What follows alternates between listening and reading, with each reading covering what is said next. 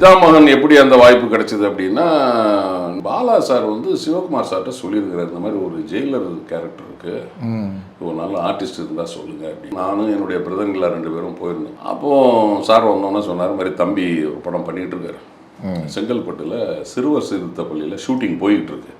நான் இப்போ ஃபோனில் சொல்லிடுறேன், நீங்கள் தம்பி அங்கே போய் பாருங்கள், அவர் டேரக்டர்கிட்ட கூப்பிட்டு போய் எல்லாம் சொல்லிடுவார். உடனே கிளம்பி போகிறோம். அங்கே கரெக்டாக ஒரு 1:15 கரெக்டாக லஞ்சு பிரேக் விட்றாங்க. அப்போ நான் போய் சூர்யா சாரை போய் பார்க்குறேன். அப்புறம் சூர்யா சார் கூப்பிட்டு போகிறாரு. கூப்பிட்டு போனால் அங்கே பாலா சார் ஒருத்தட்ட பேசிகிட்டு இருக்காரு. பக்கத்தில் யாருன்னு தெரில, ஒரு மாதிரி அழுக்கா ஒரு மாதிரி இருந்தாங்க, நான் கண்டுக்கவே இல்லை.